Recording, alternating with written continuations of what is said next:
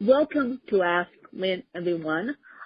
Today with me, I am so honored you're going to hear a fangirl moment here because I have with me online a person I consider a podcast legend, even though he's been doing it for 4 years, Mr. Harry Duran of Podcast Junkies, and his show is not all about podcasting. Well, yes, it is, but it doesn't go off that niche of podcasting.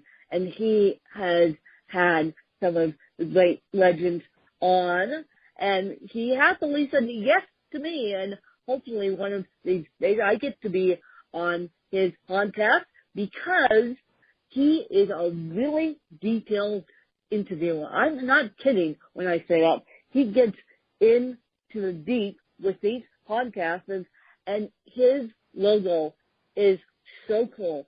All it says on it is Podcast Junkies. It's an orange logo. It can be picked out of the podcasting feed like this known tomorrow, and he's got over 100 episodes.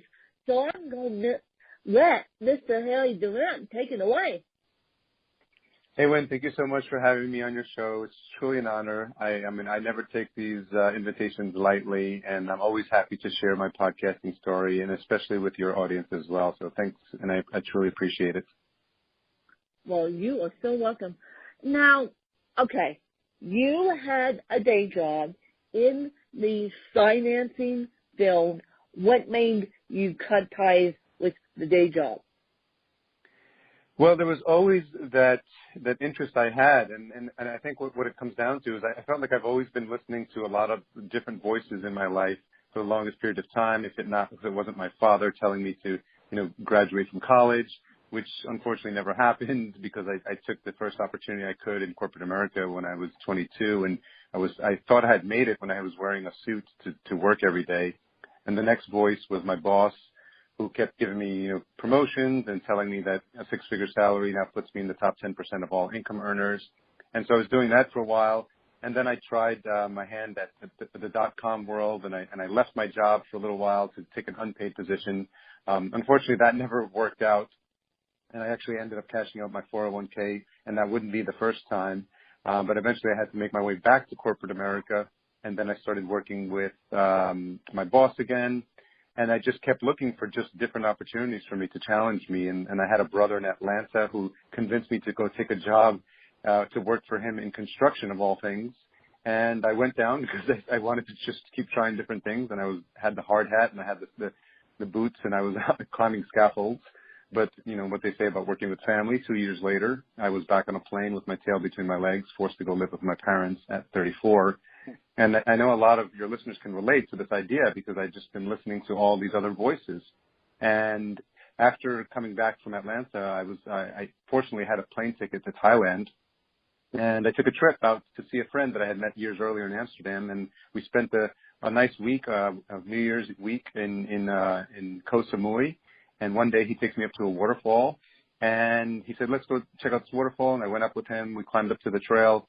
And then he said, come over to see this view. It's really beautiful here. And so I did. And as I did, I stepped into this stream, and I stepped on what must have been the slipperiest rock you can imagine. And I went both legs up in the air, and I landed on my back and proceeded to be carried over the edge of the falls.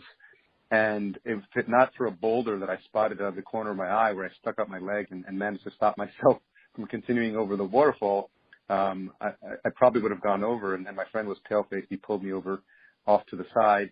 And needless to say, I was shaking, and you don't realize the impact of things until after. And it was only until I was back in New York at my parents' house that I realized what a shame it would have been if I had died with my voice inside of me. And so now my mission, through the podcast, has been to empower all the people listening on this program to decide that today is the day that you decide not to let that voice die inside of you. And when I came back, I started, looking at a job again, but I created an app, a mobile app for DJs because I've always been a passion of electronic music. And in 2014, I went to New Media Expo I saw all these podcasters. I originally was going to go to create a podcast to interview electronic music DJs, but I realized how hard it would be to get in contact with them. And so what I did is I changed gears. I saw these podcasters there, and I thought how nice it would be to tell their story. I found out miraculously enough, Podcast Junkies, the domain was available, so I grabbed it, and I've been on that road ever since. And then 2.5 years ago, I realized I could add value by creating shows for other people, and so I started my company, Fullcast, and that's what I do full time. I left corporate America, gave me the goodbye ticket about 2.5, 3 years ago, and I haven't looked back. And it's been an extremely exciting and challenging ride ever since, but I wouldn't change a thing. Well, corporate America is going to give me the goodbye ticket by my choice, mind you. In the next 3 years, because I am financially stable enough to do it, and I have just presented my book in front of an agent, one of many books. I'm self-published, but I'm trying to get the book now in front of an agent at a New York publishing house. And so they asked for my Twitter handle. I gave it. So they'll quickly figure out that I have a podcast because it's pinned to the top of my Twitter profile. So they'll quickly figure that I'm a podcaster, and this is what I like to do. But I'm happy that corporate America is giving me the goodbye ticket in the next 3 years, because I am a teacher by trade. That is my day job, and the reason why I'm walking away from my day job is nothing to do with the people. I love the people, but and I especially love my kids, but it's the paycheck. It's the paycheck that is miserable. And I buck and squawk, and teachers don't get paid enough, and so, yeah, probably you got paid higher doing financing. Teachers just do not get paid enough. So that's why I've made the leap to be a full-time podcaster and a writer in the next 3 years. That makes a lot of sense, and actually I can definitely relate to that. Someone who recently joined my team, Sarah, she's my project manager. She was a teacher for 14 years, so I know well the stories and the challenges and how underpaid teachers are across this country, so I can definitely resonate with that. Yep. So, goodbye paycheck and hello podcasting, because best of luck with that. Yeah, good luck. But I can do it because I made this decision, and it's going to be 3 years in, so I can do it, and I plan to keep this podcast going and keep this podcast strong. And so that being said, what has been your favorite podcast you have done? And now I know I had just asked pick your favorite child question there. So when you say favorite podcast I listen to, or favorite podcast we're currently working on producing? You can give me both. A favorite podcast that you listen to, but I was more talking about the podcast junkie side. Yeah, so it's interesting because, there's a lot of different favorites there, right? So it's hard, like the joke that they make is for parents to select one of their favorite children. But, in terms of memorable episodes, I mean, the one that always stands out for me is the one I had with Leah Tao. She's the host of a podcast called Strangers, and she's which is a member of Radiotopia.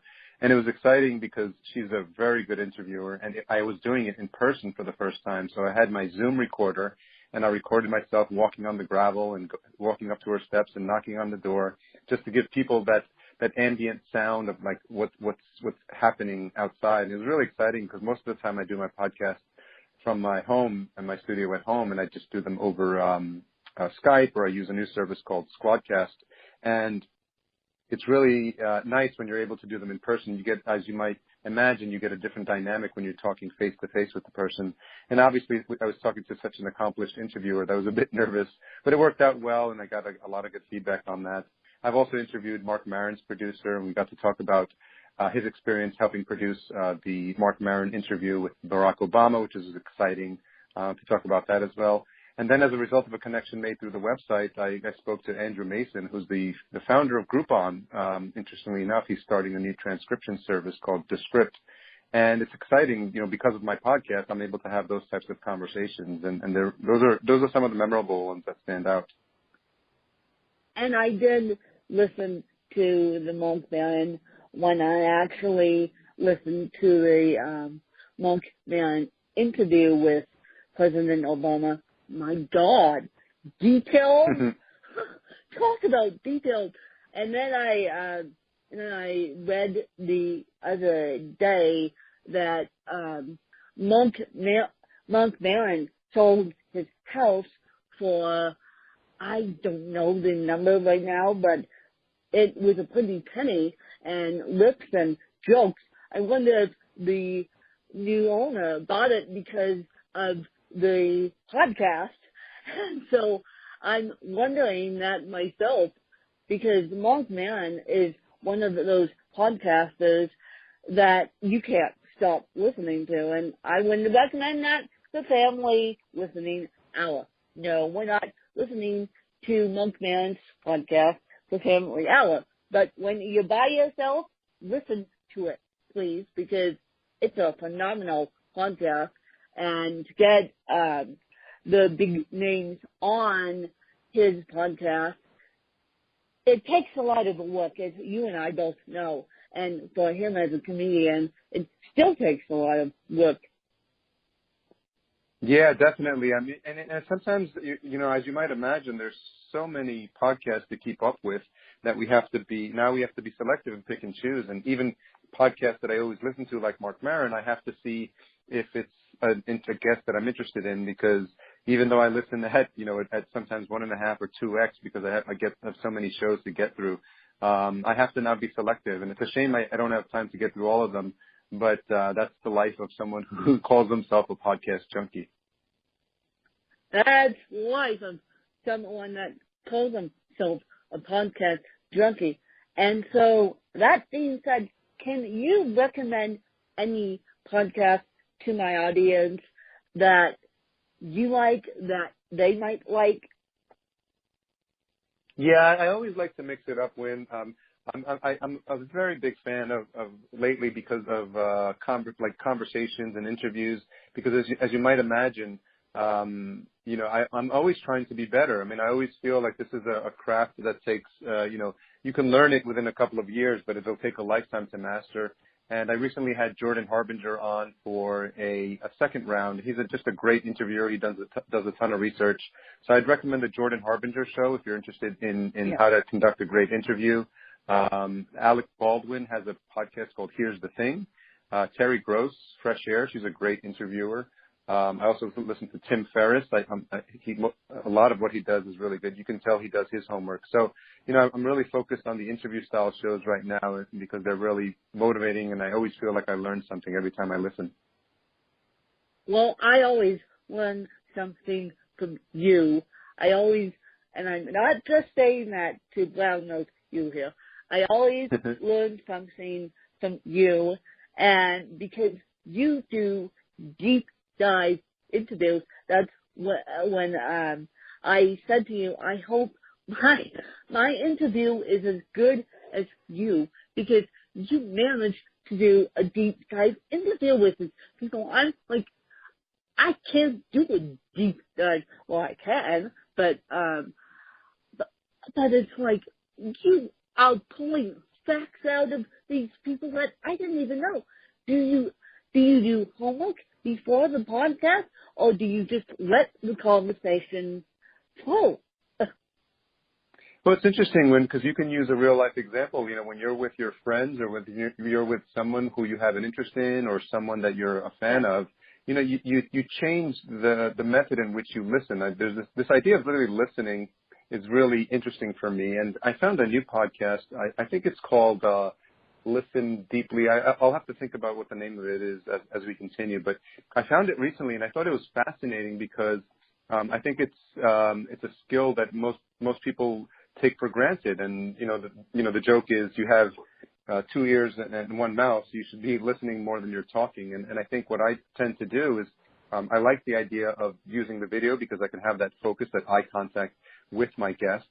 And I just take an interest, a genuine interest in what they have to say. And I ask questions based on what they give me. So I try not to let anything go by the wayside because I put myself in the listener's shoes. And if I say that's a thread that a listener would be interested in digging through, I don't try to force myself to go by a list of questions. I go by what I'm interested in so that the listener feels like they just pulled up a stool and they're sitting there. And so it's the three of us. Me and my guests are having the conversation. But I'm always cognizant of the listener and trying to pull apart threads that are of interest for me, because if I have a natural curiosity, I imagine that my listener would as well. So sometimes if they mention something that has nothing to do with podcasting, but it's, a fascinating topic, my curiosity kicks in and I just dig deeper there.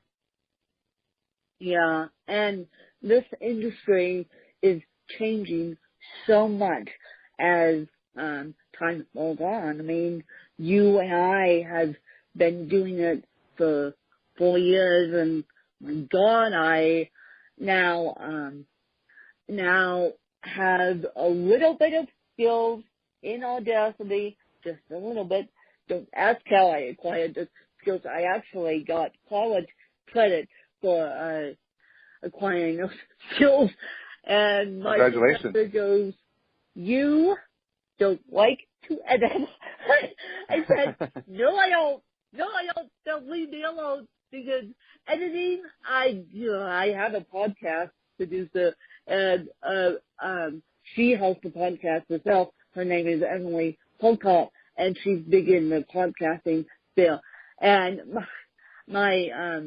as I said, my professor said, "You don't like to edit. You like to do the podcast. Doing the podcast, I can tell in your voice, but you do not like to edit." So I'm like, oopsies. Now I gotta learn how to edit somehow. Maybe after I get out of college, I'll concentrate on the editing. No, but I get so involved with these stories that editing doesn't come natural to me. Yeah, I think it's a lot of people don't. It's almost like a necessary evil that they have to do it. But it's a nice skill to have, especially if you're a podcaster. And then, if the show gets more popular or the show gets bigger, then at some point you can, outsource. And I've heard good things about Emily as well. She's well known in the podcasting community. So I think you've got a great partner there. And at the end of the day, it's a nice skill set to know. But at some point you could probably hand that off as well. Yeah, because I'm like, I would rather hand it off to someone and then let them do all my work for me, because I don't like Adobe Audition. I admit it's the necessary evil that we have to do. Yeah. So, okay, I want to ask you, because you do a unique thing with your podcast, which I'm going to steal from you. I know I am. And the retention hashtag. How in the world did you come up with the retention hashtag? Yeah, so for the benefit of your listeners, it's a unique hashtag that I make up for each episode, and I put it all the way at the end of the episode. And so the only way you could find it is if you actually have to listen to the whole episode. And so it's a great way to see. It's a great way to see who's been listening. And I do have some super fans that definitely retweet it out, and I'm getting more and more people engaged with it. But I'll have to give credit to my friend Jesse Lawler. He has a podcast called Smart Drug Smarts about the brain nootropics and brain supplements. And he and I go way back. He was one of the first, I think, handful of interviews that I did, and he had something he called the ruthless retention gimmick or something like that. And he would tease out a little story or a little bit of information that he was only going to give after the main interview. And I thought that was such a fascinating idea and such a great way to do engagement. So I did a little twist on it, and I just came up with a hashtag. So, but by no means is it trademarked or copyrighted. And I just love the fact that it can give people an idea And if it's something that helps you to engage with your audience and get them listening and get them participating, as you know, Wynn, anything we can do to promote a little bit more engagement from our listeners is always a good thing. Yeah. As anything we can do to get engagement. And when these little agents ask me my Twitter handle, I'm like, oh boy, if they follow me on Twitter, they'll figure out that I'm a podcaster. I do this on the side of my full-time job, and then I will, once I kick the bucket on that, I will be a full-time author. And so we'll see what happens. But agents are picky. They want what they want. And the Twitter handle wasn't required. And when I was filling out what they call a query manager, and which is an online form, you guys, but I thought, well, I might as well give it to them because they will look at my social media presence to see if they want to take me on, because agents want a book that sells. It's going to be in their benefit and mine if the book sells. Totally. Yeah, no, definitely. And I think, as you know, with these things, when like it takes time, when I never imagined I'd be having this conversation with you 4 years ago. And I think, new podcasters, they need to understand we all start at episode 1, and episode 10 sounds better than episode 1, and 50 sounds better than 10, and 100 sounds better than 50. And we just get better as podcasters as well. And I feel more comfortable behind the microphone, but it only comes with practice. And it only comes with repetition. So, if you're on the fence, if you're listening now, if this resonates with you and you're motivated, don't wait. The best time to start a podcast is yesterday. The second best time is going to be today. So, hopefully this motivates someone listening to do that one thing they've been putting off. And my podcasting host, Lipson, Lybsyn, only their lowest fee is $5 a month. So quit the Starbucks habit and start a podcast and get your voice out to the world. I don't know what Haley hosts with the podcast junkies, but these podcast hosting has pretty low fees, and I would not recommend you guys host on your websites. That's a no-no, because the websites will kick you off if you do. Although I actually host with Lipson as well, Wynn. So I'm a very big fan. I've been with them since the beginning. So, I don't know if you have a code for them that they can use, but if not, I can give you a code to your listeners, which will give them the first month free. Well, that would be great. That would be good. I haven't set that hosting up yet.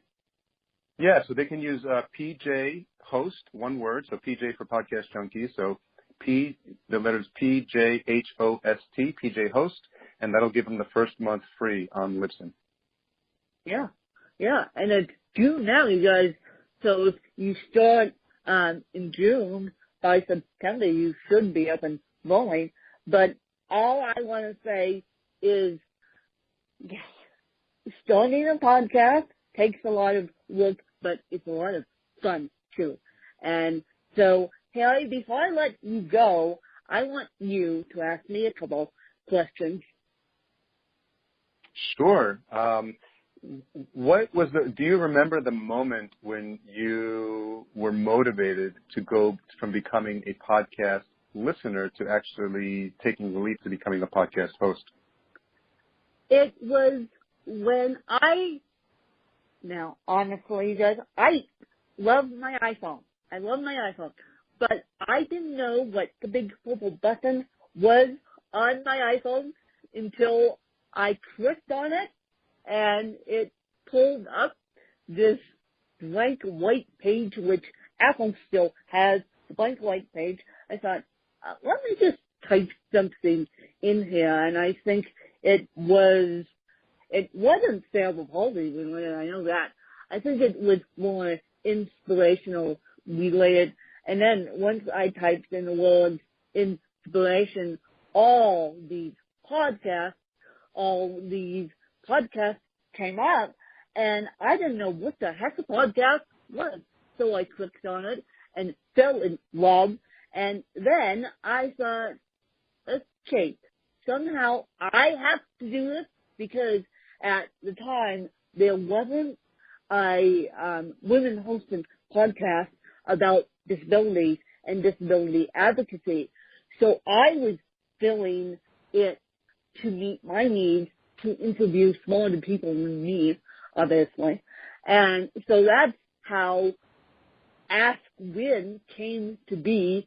And then men started getting involved, and the men said, well, Win, I'm not a woman, so but I want to be getting involved in your podcast. So then I had to change the name again to Butterflies of Wisdom, and then Butterflies of Wisdom got stuck in the bottom of the heap on podcasting catching apps like Stitcher, and so then I put it at the top of the heap by putting Ask Win in front, changing the name completely and changing the cover artwork to Ask Win. That's a great story, and I think it's inspirational for people, because I think you were probably apprehensive about all the moving parts that were necessary to start a podcast, but I think at the end of the day, you realized that it was more important for your message to get out, even if it was, they say that perfect is the enemy of done. And so I think it's better to take imperfect action, and which is what you did, which is why I applaud you. Yeah, well, I was just doing it to fill a personal need and get advocacy out there about the disabled, and now the disabled are starting to pick it up. But I think the disabled are more afraid of moving forward, as most podcasters are. But if you have a disability, do it. If you're able-bodied, do it. And yeah. So if we were to look out 12 months from now, what would need to happen for you to be really incredibly happy and proud with your progress? Well, what would be my ultimate goal is to get a sponsor for this podcast. Now, I've tried sponsors in the past. They failed on me, so it's easier for me to sell my own work. But my ultimate goal is just to get 700 downloads per episode, and then possibly work on the sponsorship, because again, the sponsors, just like book agents, they want to see your social following and the impact of the podcast. They want to know the return on investment for them. And so I am working on getting my downloads up and then getting a sponsor. Well, those are good things to aim for, and I think the more people you tell, the more conversations you have, the more you share your story, especially in the disability community. I think people will be inspired, because I think in the past they might think that's something they couldn't do, and I think you're such a spokesperson for that audience, and I think it's important that you continue to get the word out, because you're going to motivate people who are in your position and are where you were 4 years ago to do something and ask for help, because a lot of times we're afraid to ask for help. But as you already know, and you've probably experienced, the podcasting community is incredibly friendly, incredibly helpful. And so if there's people out there that you just need to inspire one person sometimes, and that's what you're doing. So I applaud you for that. Well, thank you for saying that. And yes, the podcasting community has been super fantastic to all of us, and they've been super fantastic to me being in the podcasting community for 4 years. And my next big trick, as soon as I kick the bucket on my day job, is to go to Podcast Movement, which is one of the largest podcasting conferences ever. So as soon as I kick the bucket on my day job, you guys in the podcasting they will actually get to give me a hug because right now I'm kind of stuck with the day job, as we all are. So as soon as I kick the bucket on day job, I am figuring out where the next podcast movement is, and then I will book my tickets and drag my aide to podcast movement, and she can, we can just make a week out of it, because I think podcast movement would help me and would help the rest of us become better in our field. I'm looking forward to that, and if and when you do make it, then I'll be there. I'll be at the next one in Philadelphia. I will. I know you will. I know you will give me a big hug because I will. And I know a lot of people inside the podcasting they know my voice by now, but they don't know me. And I'm like, okay, I just made that decision on Monday. I said, as soon as I kick the bucket from the day job, the first summer vacation I'm taking is the podcast movement. I'm like, this is nuts. This is nuts. We all know each other's voices, but we don't know each other in person. And yeah. Very good. I'm looking forward to it. Well, Harry, what would be your closing thoughts for this interview? And by the way, I would like to plug another podcast. It's called The School of Podcasting by the ultimate Dave Jackson, who happens to be a now Hall of Fame inductee for 2018. So congratulations, Dave. And the reason why I'm plugging the School of Podcasting is because Terry did a wonderful job on the School of Podcasting with Dave. So go listen to that interview with Dave and Harry, because that was one of my favorite episodes of the School of Podcasting. So I just need to plug Harry just a little bit outside his fabulous podcast Junkies, which I'm now a big fan of. So, Harry, what would be your closing statement?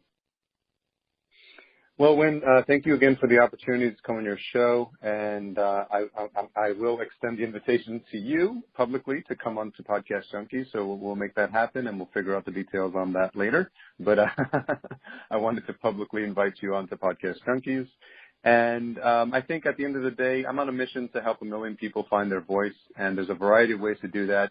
Right now, for me, it's using the platform of podcasting. So I think everyone has a unique story that needs to be told. And I just want everyone that's listening to decide that today's the day that they're going to refuse to let that voice die inside of them. So find a method, find a platform, find a vehicle for your voice to be heard and tell your story. And, some people like talking, so it's going to be podcasting. Some people like writing, it'll be blogging. Some people like to be in front of a camera, so it'll be YouTube. But, don't feel like you need to hold yourself back anymore. No more excuses. Make sure that today is the day you take that one small step forward to get your voice out there, to get your story out there, because it needs to be heard. I agree. Now, where can people find Podcast Junkies? I know you're all over the place. You can be found on Twitter. You can be found in every podcasting app known to man. I know you put all those destinations up in Lipson. And can you be found on the Lady in the Can, starting with a A? I don't want the Lady in the Can to go off. Thank you very much. So, have you gotten a skill yet, or are we still waiting for that? Yes, I am. Actually, if you say her name and you say Enable Podcast Junkies, you'll notice that that skill has been set up, and so Alexa, Enable Podcast Junkies, and it'll actually play. A listener was nice enough to confirm that for me. So I'm definitely, and I encourage that for all podcasters. Make sure you're able to be found on all platforms. But other than that, yes, it's podcastjunkies.com, and all the social media links are there as well. Yes, and I'm still waiting for Lady You Can to attract Ask Win. Trust me, I'm working on it, you guys. So as soon as I have it, it's not a destination I can set up myself. They have to set it up for me. And trust me, Lady in the Can and podcasting do mix, but it's a long wait. And so Harry's the only one, and I will be the only one too. I just have to wait my turn. But now I'm on Spotify, so I'm pretty happy about that. And just to give you guys an update on that, Spotify said they won't be accepting shows until June. So now you can try and contact Spotify. You may have to go through your podcasting host to do that. Mine they were selective, but now they're open. So get your butts to it, to Spotify, because Spotify is now becoming the biggest podcasting catching app, knowing on our side, the Lipson side, where Podcast Junkies and Ask When is hosted. So they say Spotify is huge because you can listen to it on appropriate speakers. Now you don't have to listen to it in your headphones. But I'm still working on Lady in the Can. But as soon as I get Lady in the Can, I will let you guys know so you can enable her to play Ask When as well. And I thank Harry for coming on and sharing his podcast junkie wisdom. And go look for Podcast Junkies. And don't just take my word for it. Go look for Podcast Junkies. But you have to listen to it all the way to the end to get the retention hashtag. You're not going to get the retention hashtag if you just listen to the beginning of it. You're not. So I appreciate Harry's time, and I'm going to let him get back to creating amazing content, and I will put all of Harry's information in the show notes. And you guys have a great day. Bye, you guys. Thank you, Wynn.